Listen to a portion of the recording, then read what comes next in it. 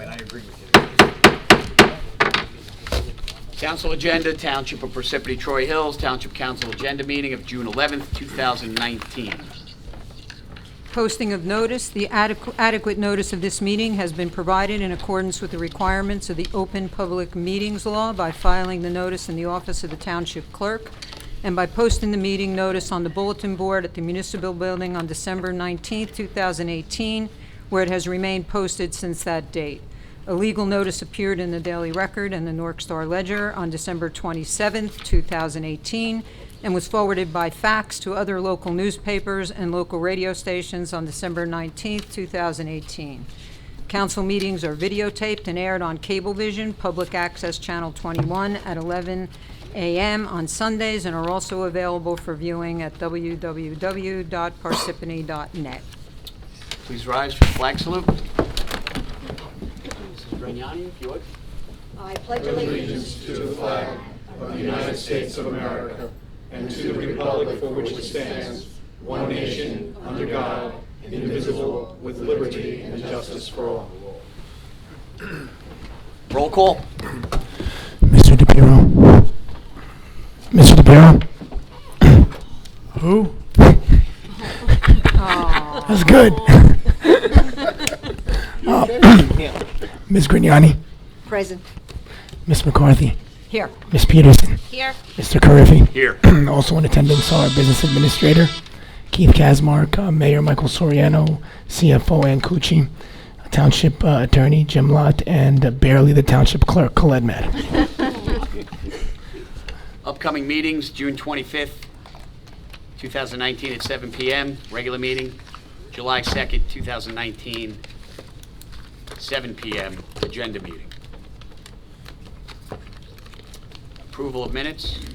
Regular meeting, March 19th, 2019. Regular meeting, April 16th, 2019. Agenda meeting, May 7th, 2019. Regular meeting, May 14th, 2019. Presentations, reports. Mayor?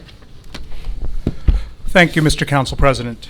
Last night was our master plan public survey meeting. It was one of the last public ones we're going to have. We are now at the point where we're finished collecting data and we are moving forward now to actually forming the master plan. And we're not completely done yet, but I really would like to thank the hard work of the planning board, okay, the planning board chairman who's not here, and also the two council people that took part in this, Council Vice President Janice McCarthy and Councilman Michael DiPiero. This is truly a bipartisan effort. The only way we can move forward in this township, and the best way to move forward, is by planning and by studying and making sure we know what it is we want as a township. So I want to thank everyone for being a part of that. We held a trap, neuter, vaccinate, and release workshop in the back of the council chambers this Saturday. There were a lot of proud cat owners and cat lovers present, and where it is there that I found out that we received a grant from the Rachel Ray Foundation for $10,000 to help continue with our trap, neuter, vaccinate, and release program. So that's great. I thank you, Rachel Ray. That's for sure. I never tried her food. I don't know if it's any good. Okay, so also, okay, let me just get right to, yes, the Clean Communities Grant. We, the Township of Parsippany got a significant increase for the Clean Communities Grant. This is a grant that's given to the Township of Parsippany to use our Department of Public Works. It is for employing people over the summer, basically, to clean up the town, basically picking up trash and doing beautification projects throughout the town. So definitely thank you to the state and Governor Murphy's office for their help with that, as well as the Office of Intergovernmental Affairs. Also tonight, I'd like to read this proclamation into the record. Before I do that, hold on. Make sure I have everything. We have members from Moms Demand Action. in the room, I'd like you to come up with me, please. Okay,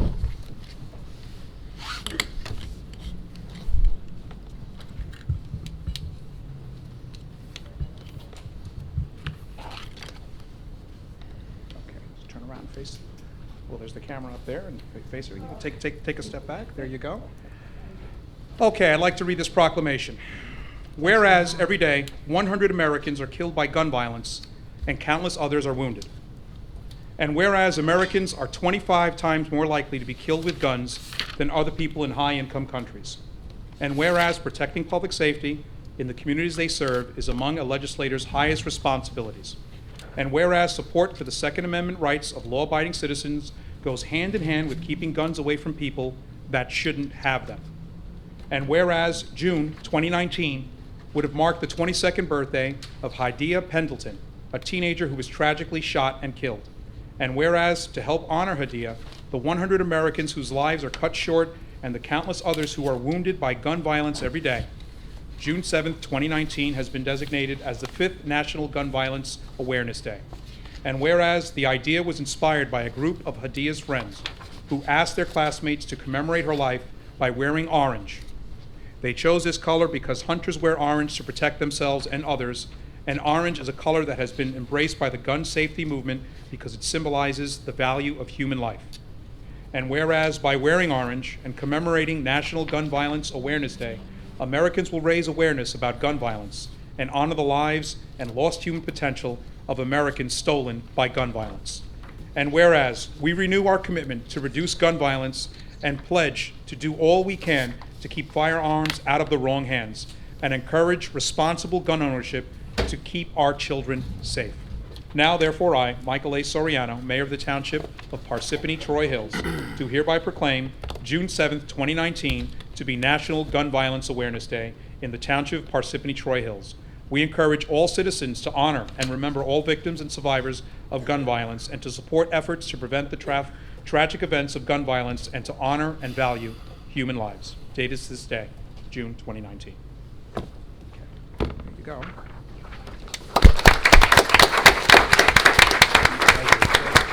Come on in. You know what? Sure, go ahead. So on behalf of Moms Demand Action for Gun Sense and Every Town for Gun Safety, thank you, Mayor Soriano, for issuing this proclamation marking Gun Violence Awareness Day. We represent hundreds of individuals in Morris County who have come together to reduce gun violence. We applaud you, the Town Council, and the Town Council of Parsippany for joining us as we honor the 35,000 individuals who died in the last year in the United States. Thank you for your courage. Come on in. No, you're good. Stand up. Hold proclamation up. Thank you. That's the key.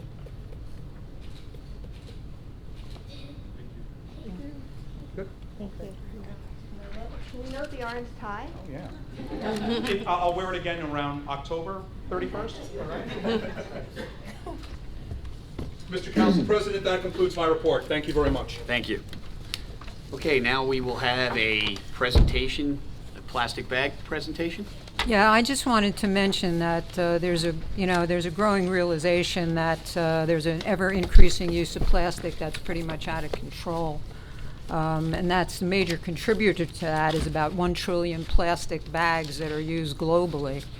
I think they've been so ingrained in our daily routine that we lost sight of the impact they have on our environment and our health. Later, I'm going to be introducing a plastic bag ordinance.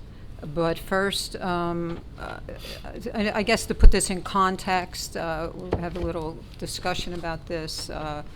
Michelle Gaynor from the Association of New Jersey's Environmental Commission, and Judy Hernandez, Vice Chair of the Environmental Advisory Committee.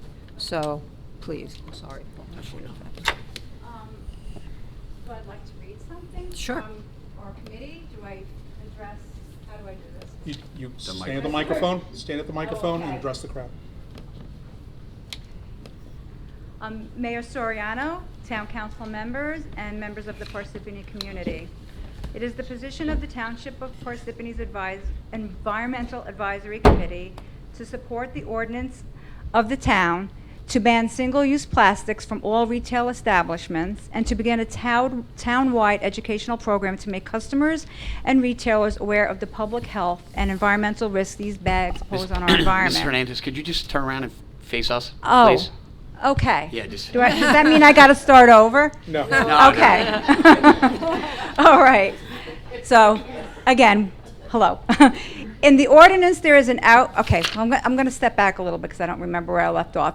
It is the position of the Township of Parsippany's Environmental Advisory Committee to support the ordinance of the town to ban single-use plastics from all retail establishments and to begin a town-wide educational program to make customers and retailers aware of the public health and environmental risks these bags pose on our environment. In the ordinance, there is an outreach and educational section that our committee would be willing to help organize and establish in our community. There are some compelling reasons for reducing single-use plastics in our environment. Every item of plastic that has ever been created is still with us on the planet today. By 2050, there will be more plastic than fish in our oceans. Over 8 million tons of plastic are dumped in our oceans every year. A very small percentage is recycled. 4.5 billion bags are used in New Jersey per year, approximately 26 million bags in Parsippany alone. Single-use plastic bags, low-density polyethylene bags, pose problems to the environment in the production and in their disposal. Single-use plastic is produced using fossil fuels. Extraction of these fuels is a problem for the environment because of the gases released into the atmosphere. These plastics do not biodegrade. They break up into smaller pieces that have infiltrated our waterways, clog our storm drains, lead to increased flooding, and there are smaller pieces that litter our land, river, oceans, and is in the fish we consume. And in New Jersey, our waterways are critical as they provide a significant portion of our drinking water. The toxins from microplastics are found in humans. Toxics and carcinogens used to make plastics can include heavy metals that can cause disruptions in thyroid balance, birth defects, liver abnormalities, diabetes, and cardiovascular disease. The members of the Parsippany Environmental Advisory Committee are well aware of these difficulties and pressures that will be surrounding such a massive endeavor. We will not be the first nor the last to take on this commitment, but we will become part of an ever-growing community of towns that will have made a stand for their future. This is the right thing to do to create a better planet for tomorrow by changing our actions today. And now Michelle will say, from ANJAC will say a few words about other municipalities in the region. Thank you. Thank you. Hi, I'm Michelle Gaynor. I'm from the Association of New Jersey Environmental Commissions. I'm also a Parsippany resident. I've been here for 20 years. We have been working throughout the state of New Jersey, my organization as well as several other nonprofits, to get towns on board to reduce the plastic pollution. Right now, there are more than 25 towns in this state that have passed plastic ordinances eliminating or banning or restricting plastic bags. There are 50 ordinances or more banning plastics, straws, and or styrofoam in this state. It's becoming a wave. People recognize there is a huge problem, as Judy said. It's all over our environment.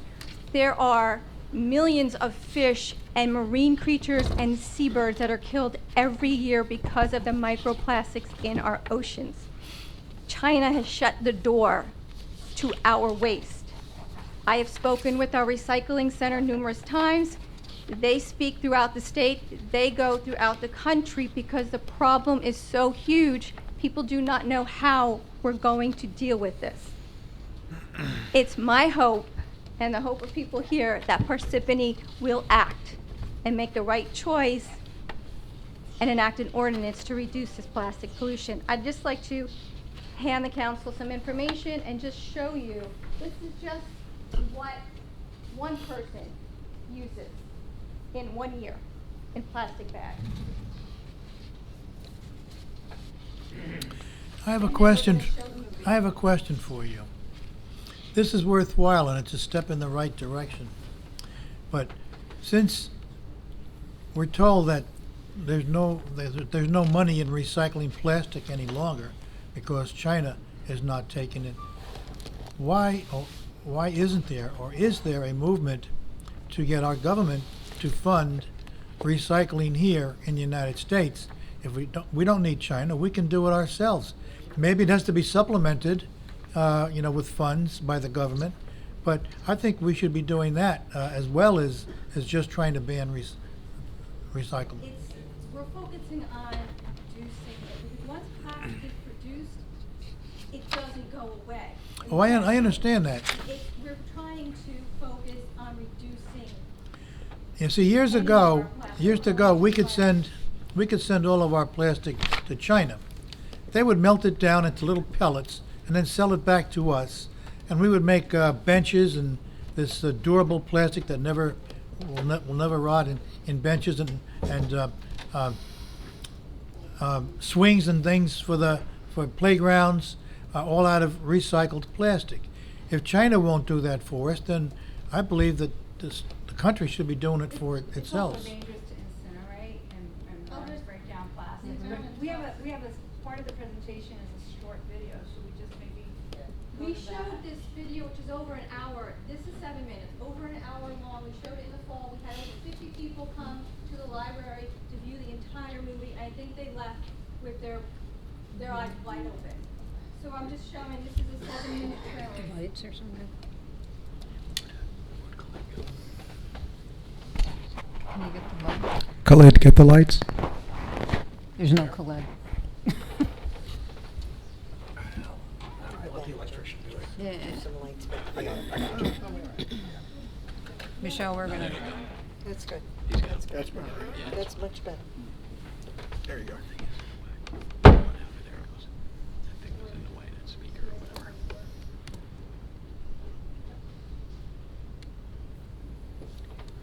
Did you see the video for now? Yeah, I saw it. Yeah, it was fascinating. Yeah.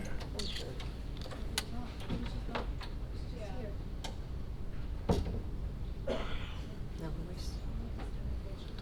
Good God. The huge floating island of plastic.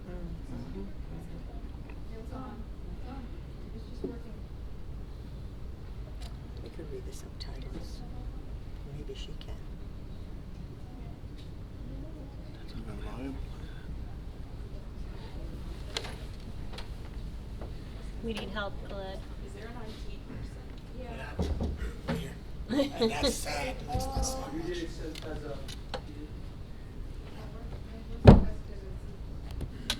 Here you go.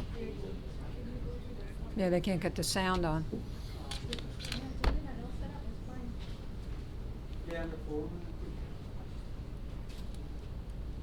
I think the speakers make it plastic, right?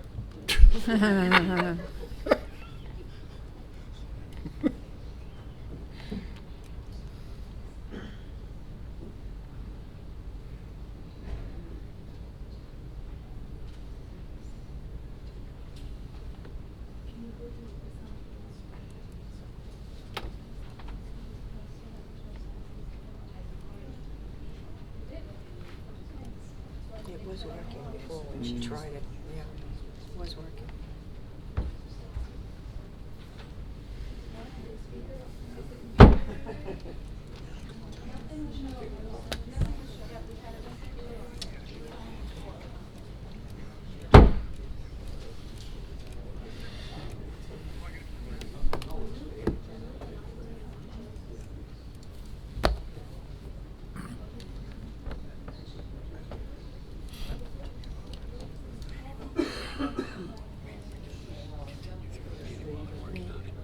I'd like to ask a question. It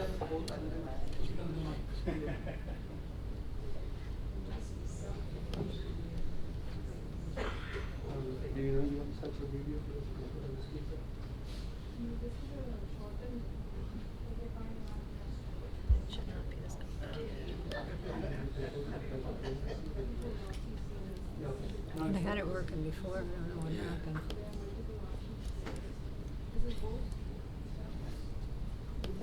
It happens.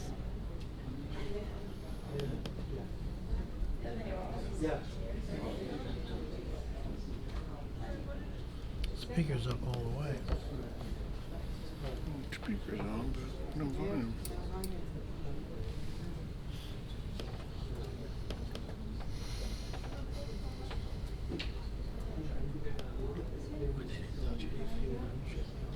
It went to sleep. It was working. It went to sleep. So something. Weird. Well, give me the password. Not enough people up here. Looks like.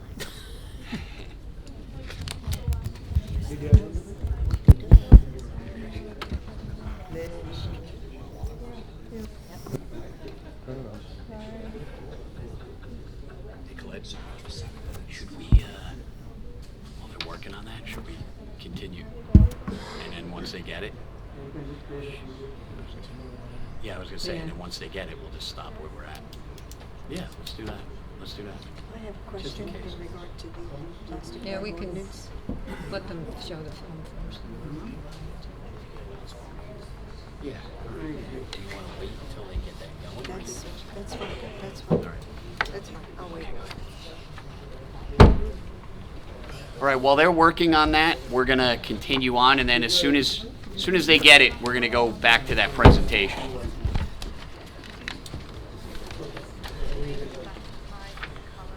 Just let us know when you have it, okay? Go ahead. So where are we? Township Attorney, Mr. Lott. Thank you, Council President. We have closed session items tonight as set forth in the resolution for closed session. And I have two technical amendments for ordinance 19-27, which is the annexation ordinance. These were provided to the clerk earlier today. We corrected the reference to lots 13 and 14 in the Township of Hanover and identified those throughout the ordinance as the Hanover parcel, just to shorten the reference. And I also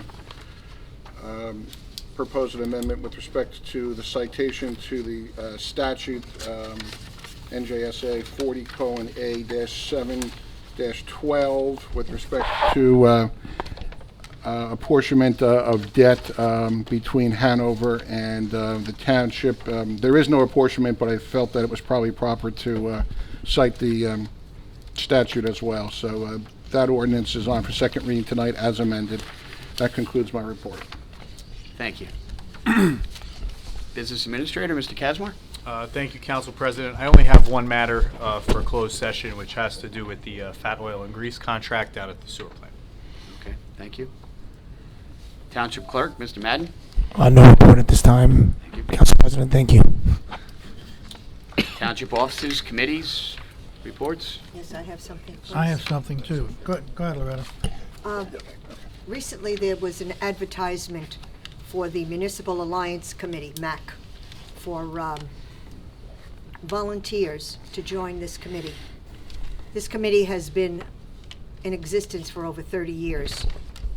The mission of the MAC is to prevent alcohol and drug abuse within our community. Efforts are coordinated with our police, our schools, and organizations. I have been involved in this organization for the past 2 years as a liaison to the Parsippany Recreation Advisory Committee. Members are from all walks of life, residents that have lost loved ones, and members that just see a need and want to help. If you're interested, this is a very worthwhile committee, and I encourage all to apply. Thank you. The other item I'd like to address is the Junior Police Explorers. This is an organization that is very well received by this township and our residents, our young residents. They are in need of financing. I don't know where the money came from previously, but in speaking with the organizers, they would love to go on trips with some of the students. And of course, money is an object of problems. I was wondering, we have auctions, and the monies, I'm sure, go back into our township. Is it possible that some of that money can be distributed to the junior police explorers, so they may go on trips. One of the trips that they're looking forward to or would like to go on is a trip to Washington, D.C. When I spoke to them, they were not interested in going for several days. They would even accept a bus trip for the day. And I was hoping that the township could possibly help them with this project during the summer. Thank you. Through you, Council President, I'll take that discussion back to the Chief of Police, and we'll see if there's a way we can make that happen. Thank you. Thank you. Mr. DePiero, you had something? Yes. This is the first meeting we've had since the mayor has vetoed my ordinance regarding the Knoll Advisory Committee, so I'd just like to read a statement into the record. All advisory committees in Parsippany consist of some members appointed by the mayor and some appointed by the Township Council, except for the Knoll Advisory Committee, which are all appointed by the mayor. In all of the years that this inequity existed, it did not pose a problem because all of the dues-paying committee members were knowledgeable golfers with a common goal of improving the Knoll. No mayor until now tried to change that. The terms of all of the Knoll Advisory Committee members had expired September 2018, and Mayor Soriano had not renewed their appointments. I had multiple discussions with the mayor to renew their appointments. He finally stated that he wanted new blood and new ideas and would appoint new members. He had no idea that he was ignoring the dedication, knowledge, and concern for the Knoll that the current group had. Since I could not change his mind, I modified the ordinance to reflect the appointments of all other advisory committees, to reflect the same appointments. Ordinance 2019:26 states that, and I quote, "The Golf Advisory Committee shall consist of 13 members who shall each serve for a term of 3 years without remunerations. One such member shall be a member of the Township Council." By the way, we have the council is a liaison to all advisory committees. We have one member. One such member shall be a member of the Township Council and shall be appointed by the council. Of the remaining 12 members, who shall hold no other township office, 6 shall be appointed by the council, and 6 shall be appointed by the mayor. This is a compromise that conforms to all of the other advisory committees. The mayor saw fit to veto this ordinance. In the 36 years that I have served as a councilman, Mayor Soriano is the first to veto an ordinance. Soriano is playing politics over the makeup of the committee. He could not have it his way, and he could not compromise. Soriano's veto is immature and spiteful. I have introduced many ordinances over the 36 years I've been a councilman and never had something vetoed. In fact, Mayor Letts is here. When Mayor Letts was a mayor, I introduced an ordinance regulating cell towers. Mayor Letts was opposed to that, and she encouraged the planning board not to approve their review of that ordinance, but they approved it. But Mayor Letts did not veto the ordinance. We had a mutual respect for each other, and we worked together for all the years that she was mayor. We worked for the township. We didn't always agree, but I respected her concern and dedication to the town, and I believe she respected mine too. And that's the way it should work. Now that we are in a veto frame of mind, I can move to line item veto all of the unnecessary and overpaid jobs I've objected to in the past. I will let the mayor and the township attorney address any resultant lawsuits. I'm going to recommend to the old committee members that we form a Knoll member committee and meet directly with Kemper to discuss their unimpressive job so far. Knoll members are entitled to speak for themselves and do not need the mayor's permission. And that's the end of my statement. I have one other item to mention. We have contracts for blue collar and white collar that we are approving. but I don't see any contract for supervisors. And I understand in some cases, the contract workers are making more than their supervisors, which doesn't make any sense to me. But I'll leave that up to the administration. Is there a timeline to have a contract for the supervisors? Through you, Council President, we have not settled that contract as of yet. We're still in negotiations with AFSCME. You'll see the second reading proposed for the rank and file workers on for the next council meeting for ratification of the ordinance, the salary ordinance to support that contract. But we have not concluded the supervisor AFSCME contract as of yet. Council Okay. President, I have a nomination for the Historical Committee. Barbara Seaman. Barbara Seaman for the Historical Committee, so I'd like to put her name into nomination for that committee. Okay, so I need you to officially make a motion. I make a motion then for Barbara Seaman to be a member of the Historical. Barbara Seaman. S-E-A-M-N. Okay, now we will need her contact information. So if you can get I'll that. get that for you, So this yeah. way we can They send her a just letter sent and let that her to know. me, so No I'll problem. get that So over to you. we have a motion. We need a second. Second. Okay, so we have and what committee is this? Environmental? Historical. Historical, okay. So motion made by Ms. McCarthy to nominate Ms. Barbara Seaman to the Historical Committee, and it was seconded by Ms. Peterson. We're gonna go into roll call. Mr. DePiero? Yes. He's having a really good time with this. I think our township clerk is practicing to become the second scene for Godfather. Godfather. Ms. Grignani? Yes. Ms. McCarthy? Yes. Ms. Peterson? Yes. Mr. Carriffy? Yes. Motion passes. Mr. Council President, may I be allowed to respond? Sure. Mr. DiPiero, this Knoll Advisory Golf Committee, that is an advisory golf committee to the mayor, has stood as it stands for 25 years. You were there at the creation of this ordinance. You were one of the creators of the golf committee, and it's been fine as it has been for 25 years under many mayors, dating back to Mayor Weisberg during his time. It is interesting to me that now, suddenly, that you have chosen to change this. The Knoll Golf Club is an important utility in this township. It's one of our 3 utilities that we have. It's important for recreation, and it's important for revenue. However, Mr. DiPiero, I think you need to reorder your priorities.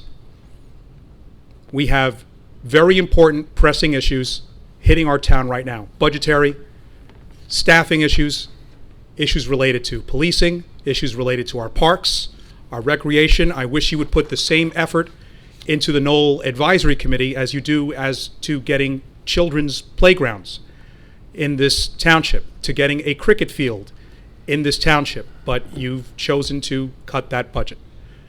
Mr. DiPiero, I have no problem working with you on this Knoll Golf Advisory Committee. However, the appointments are mine, as it has been for every mayor. And again, for some reason you choose to do this change under my watch. I vetoed it. I said no. So, that is how it'll stand. I will take advice from who I'm going to take it from, and that will come directly to me. And you can take advice whoever you take it from. Eventually, I will appoint members there. I did make my appointments already, which you denied. People who wanted to serve, people with very interesting and diverse types of golfers in this township. And they were voted down. That's fine.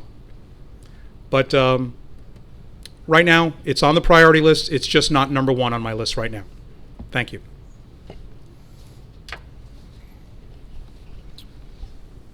Okay, moving on to the engineering report. Lake Parsippany Road Improvements, Phase 6 project. The project is complete. The contractor is finishing minor cleanup items. No council action required. Moraine Area Streets, Phase 2 project. The project is complete. The contractor is finishing minor cleanup items. No council action required. Colette, you want to finish this up for me? Okay. Mount Tabor Area Streets Phase 3 Improvement Project. Construction is substantially complete. The contractor is finishing punch list items and will be done in 2 weeks. No council action required.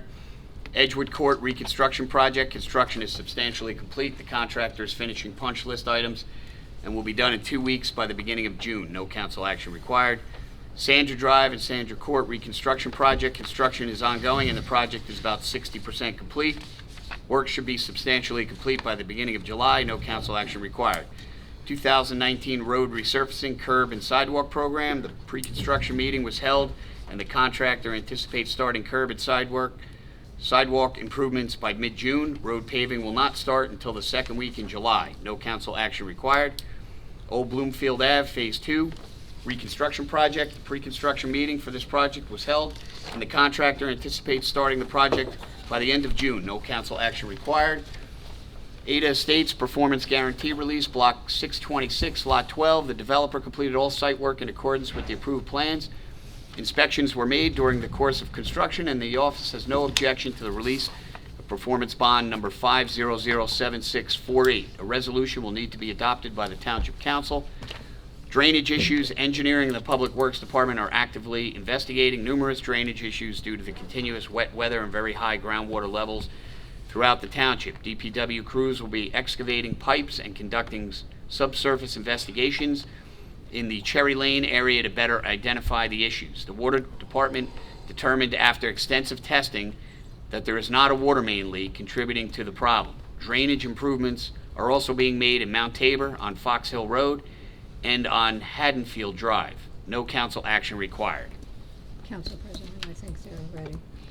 They're ready? Yeah. You're good? Okay. Want to finish up the report? Wait a minute. Because did you finish the engineering report? Yes, we did. Okay, sorry.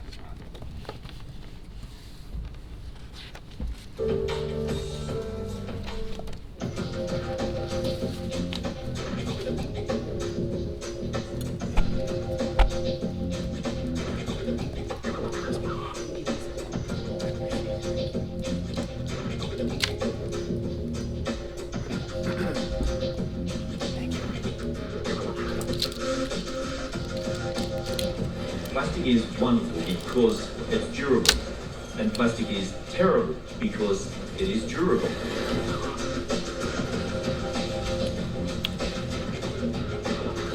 Almost every piece of plastic ever made is still on the planet in some form or another. Plastic production globally this year is expected to be more than 300 million tonnes, half of which we'll use just once and then throw away. By 2050, when the population explodes to almost 10 billion people, it's expected that plastic production will triple. The problem with that is that today only a fraction of the plastic that we produce is recycled. The rest ends up in our environment, and it's coating our lands and our oceans like a disease. Garbage thrown away in the United States can make its way to Antarctica. Plastic in our coastal waters is pulled into the centre of massive wind-driven, churning circular gyres. There are many other ocean currents also diverting the trash all around the surface of the ocean. In reality, it's just one ocean with no boundaries.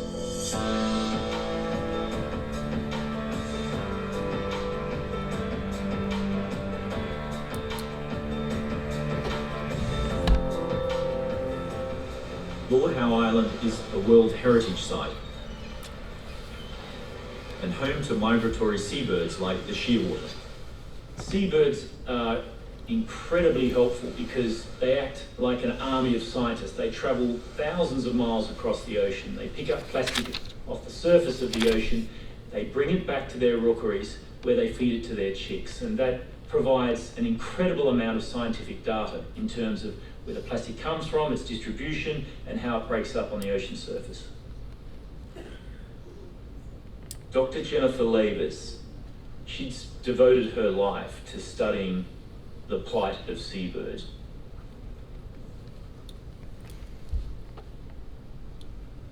Shearwaters are incredible birds. They migrate thousands of miles, stopping only here to breed.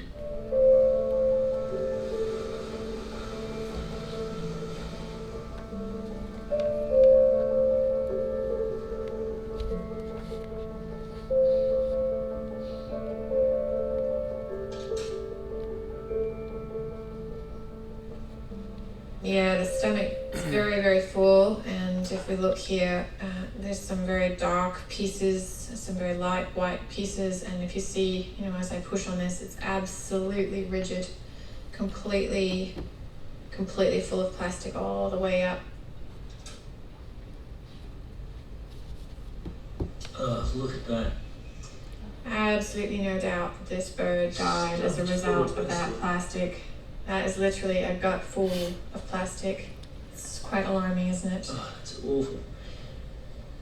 Range of plastic types and colours. We've got everything from the blues and the reds His to the stomach's just filled with it. Big pieces too. big sharp Heavy. pieces.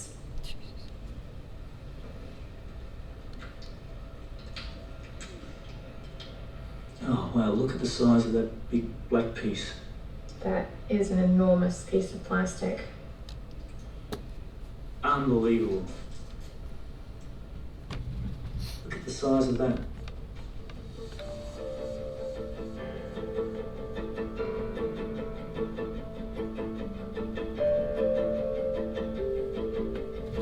Jen, I counted 234 pieces of plastic out of that one bird. Is that a record? Not even close, unfortunately. So for the species, the record is 276 pieces of plastic inside of one 90-day-old chick. And that plastic, when we weighed it out, accounted for 15% of that bird's body mass. So that's a pretty scary statistic. If we translate that into human terms, it gets even worse. That would be equivalent to you and I having somewhere around 6 or 8 kilos of plastic inside of your stomach. It's equivalent to about 12 pizzas worth of food inside of your stomach.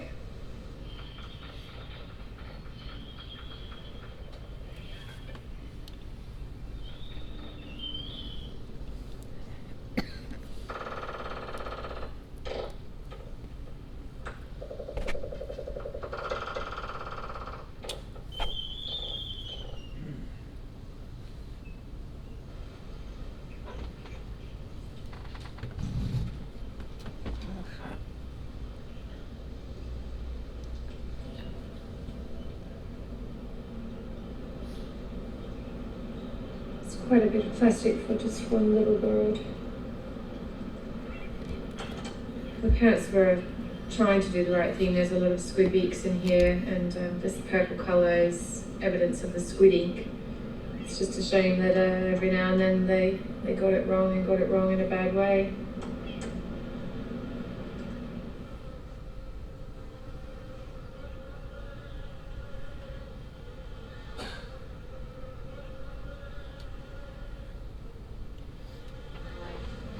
Really is quite an overwhelming thing. I do have some pretty rough days, have to go home and really wrap my mind around where do we go from here.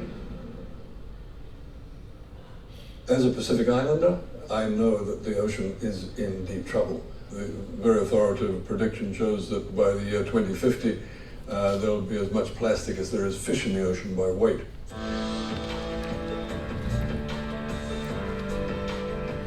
Every country uses plastic.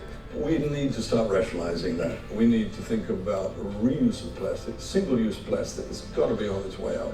And plastic shopping bags are a good example of that. Your family does not need to use them. Take a cloth bag with you when you go shopping and put your shopping in there.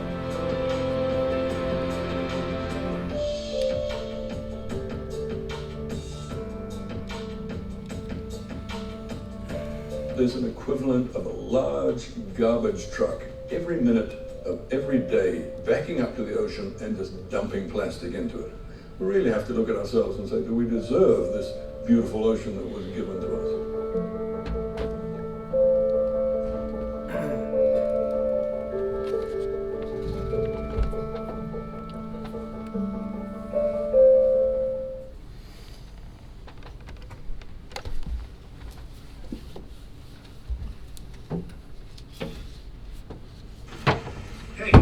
Show you something. Go.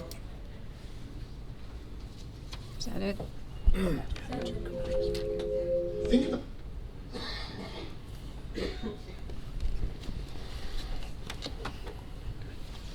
Thank you. Grignani, Judy, you have a question? thank you. Yes, I have a question. Is there a time frame for implementing this ordinance? I'm thinking of our grocery stores and the mom and pop shops that we have? Yes, there is. Maybe if I can ask you to just Come up to the step back to the microphone.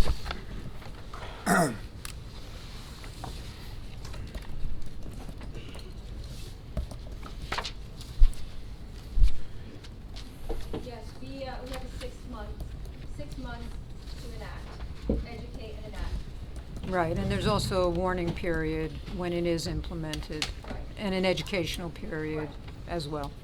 So we're going to give ShopRite, Food Town, other little mom and pop stores in our township 6 months to rid themselves of the plastic bags. Is that the time frame we're talking of?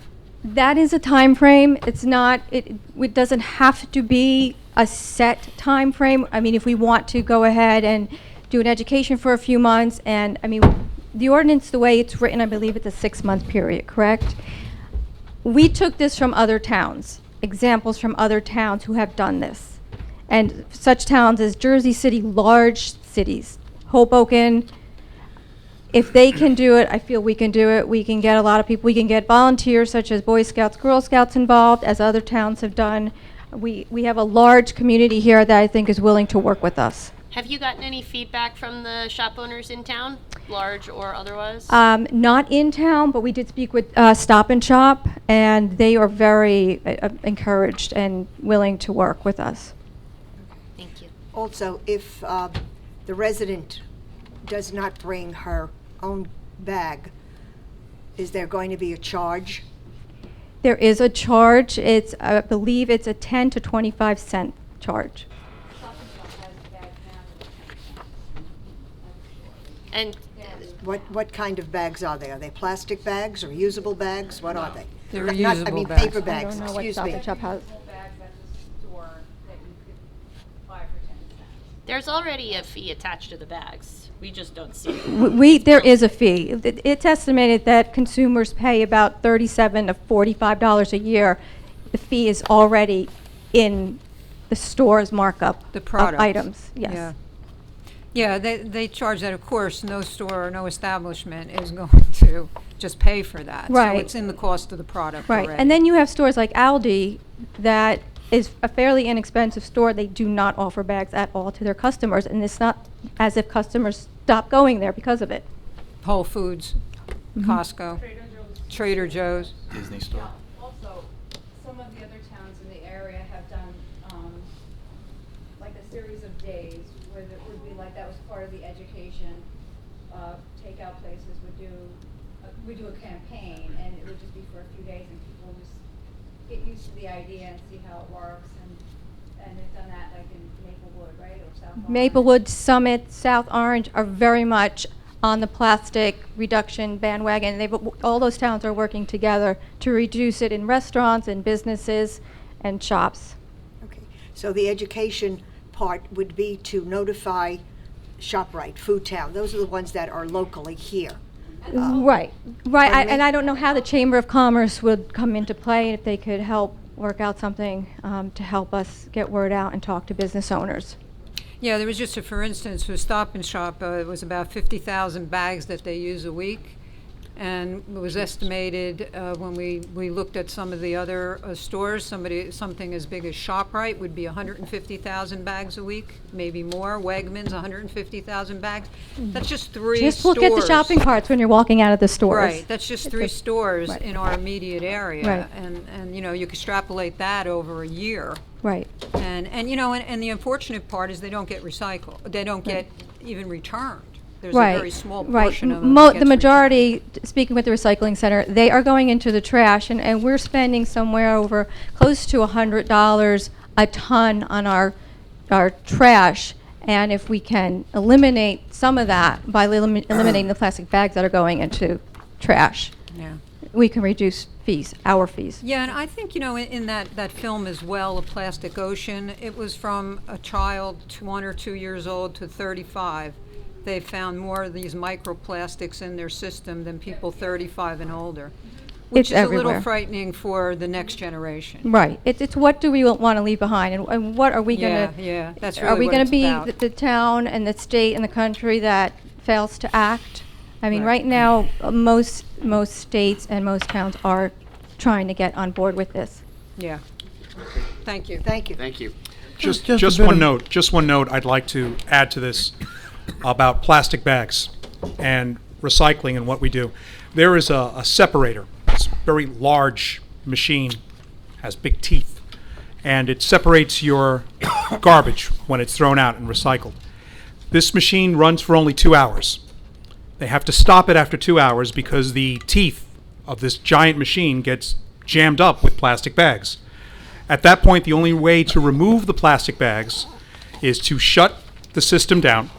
You have to then instill lockout procedures to make sure that it doesn't get turned on, because workers then have to go into the machine with a battery-powered reciprocating saw and cut the plastic out of the teeth. This is a 1-hour process, and then turn the machine back on. There is an added labor cost to this that adds to the inefficiency of processing garbage and recycling simply because of plastic bags. I'm not talking about other single-use plastic.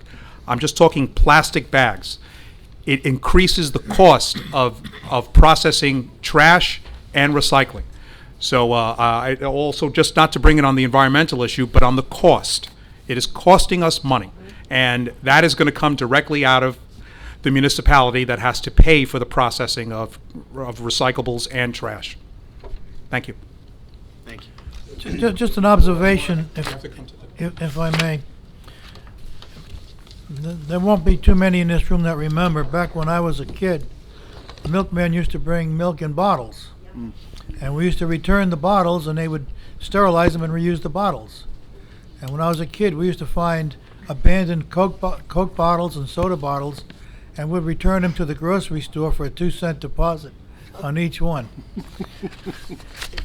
There was recycling at its best. It's too bad we couldn't go back in time. All right. Thank you very much. Bids taken, May 21st, 2019, one new Diamond Z horizontal grinder or approved equivalent for the Parks and Forestry Department. June 6th, 2019, operation of indoor tennis facility and provision of the tennis director/professional and related services at Parsippany Community Center. To be taken, June 18th, Smith Baldwin House Phase 2 rehabilitation. June 19th, Powder Mill Pump Station upgrades. Quotations, proposals, qualifications none. At this time, I'll entertain a motion to open up the public hearing. Motion. Second. Okay, motion made by Mr. DePiero, seconded by Ms. Grignani. Roll call. Mr. DePiero? Yes. Ms. Grignani? Ms. McCarthy? Yes. Ms. Peterson? Yes. Mr. Carriffy? Yes. Okay, the floor is open. Okay, if you wish to come up, please come up, state your name and address. You'll be given 5 minutes and sign in.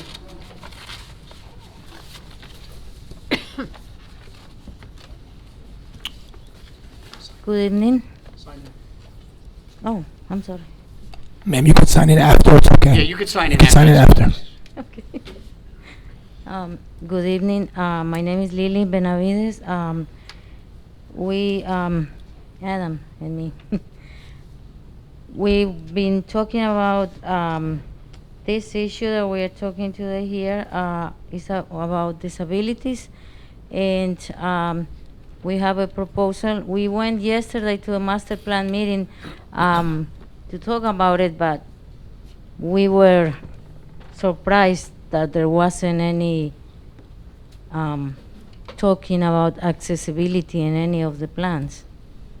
And we are coming here today to propose that the council develop an ordinance to establish an advisory committee on disability issues. This is an important need in our town. The population of senior citizens is steadily growing. Many more veterans are living with disabilities, and many more people have invisible disabilities. And that's where I come in. I can be here standing up today, but there's times that I cannot get up or walk at all.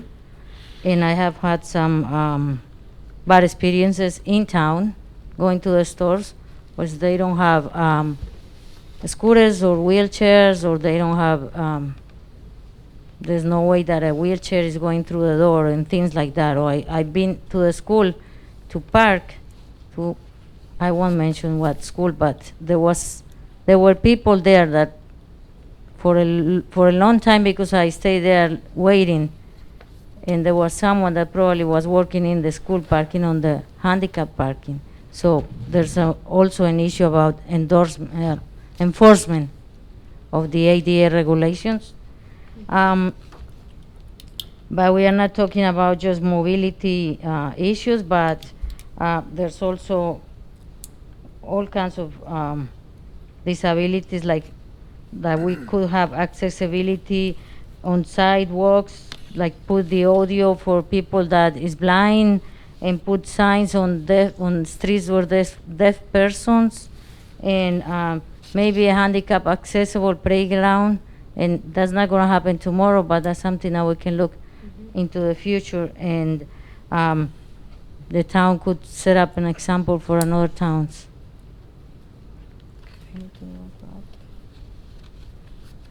Okay, thank you. Thank you. By the way, we do have a handicap accessible playground. It was the first one in New Jersey. That's the Morris County, yeah, I'm talking No, about. it's not Morris County, Parsippany. Is it in At Parsippany? the Knoll Country Where? Club, it was the first handicap. We even Oh, have a okay. swing there that someone with a wheelchair could get on the swing with the wheelchair Oh, and get okay. strapped in. We were first in Parsippany. But Oh. I support your efforts to form a committee, a handicap advisory committee. Yeah. I'd love to draft one like that, 6 members appointed by the council and 6 members appointed by the mayor.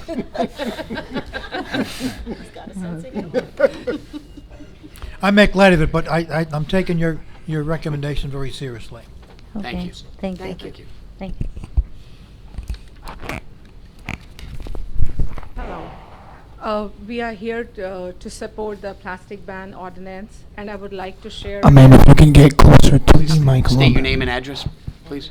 Hello, my name is Yashika Ketepalli, and I live in Masterbrook community in Parsippany, and I'm here to share what our community is doing to support the plastic ban ordinance in the same line. So what we are doing here is we have started a small project wherein we are going from house to house in community. It's a 100+ community, Masterbrook community, where we ask residents to fill out a survey of the simple questions of their daily plastic usage. Like, do you go to store and do you carry your own bag? There are 5 options: usually, sometimes, always, never. Do you use biodegradable cutlery for small gathering? So something like that for daily usage. Do you take your own water bottle to work, gym, or to school? So this way, what we plan to do is, and we are using technology, not printing paper for surveys, wherever possible. We plan to publish these statistics among residents so as they see how we are doing, how environment friendly we are doing. It's like a reflection to our own self, and which will help them to use sustainable measures like carry your own bag. And the way Council Vice President said, plastic is already an integral part of our body. We cannot reduce it, but we should take every step to avoid it, and wherever possible, use reusable material wherever possible. So we have created a simple flyer, and our kids are going from house to house. They will be showing like this to every resident, and then wherein simple 3 steps we are asking for everyone to do. This is the first one, which is use biodegradable trash bag.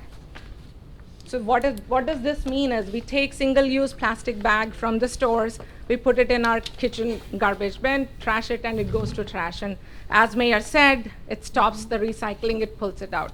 So this is a biodegradable plastic bag. The texture is very different. It biodegrades within 200 to 300 days, less than a year for sure. So that's the first step we are asking everyone to do. This is the second step, which is use reusable grocery bags and say no to plastic bags. So that's the second step, simple step, remember this.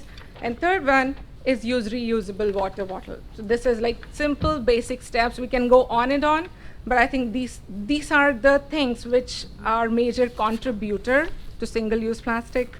And then we are also planning to distribute these of flyers, and maybe I can go ahead and share one with the mayor here, to again bring in change in our daily lives and how kids can take part. So we have two sides. One is for parents and one is for kids. Like as Michelle mentioned, like straws, instead of plastic straws, use either paper or in fact rather paper. When she showed, I realized there are metal straws available which are very good, reusable. Amazon, $3, you get 4